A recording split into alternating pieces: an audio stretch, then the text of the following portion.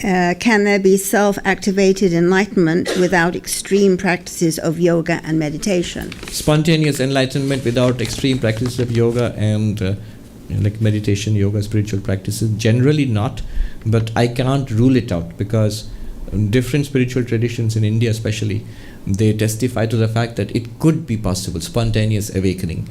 We will immediately say, past lives. You've done a lot of practice in past lives, a lot of seeking, and it germinates in this life. But then someone will say, you're just making it up, Swami. The fact is that some people very, very few people tend to awaken spontaneously. Ramana Maharshi was a classic example of almost spontaneous awakening.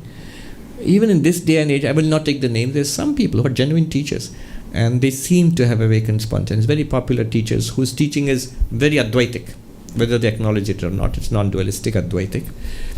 There is a tradition, for example, Kashmiri Shaivism.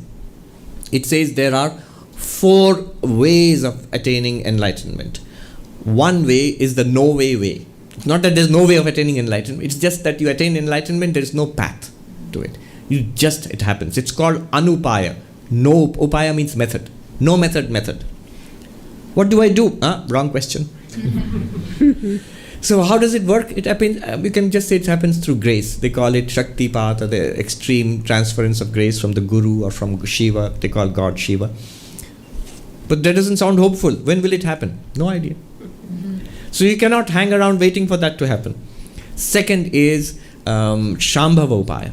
Shambhavopaya means the way of Shambhu or Shiva, which is very similar to Advaita Vedanta. A pointing out is given that talks about your real nature. You inquire into it, stay with it, you will realize. And like Vivekananda says, flash. Shambhavopaya. Didn't work. I've been coming to your classes for so many years now. Then there is Shaktopaya, the way of Shakti, the way of the Divine Mother, which includes, along with those pointing out instructions, it includes mantra and meditation.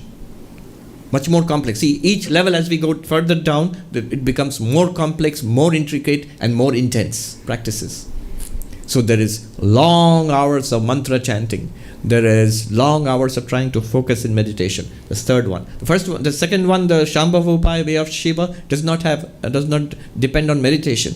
It depends upon inquiry and direct realization of who am I.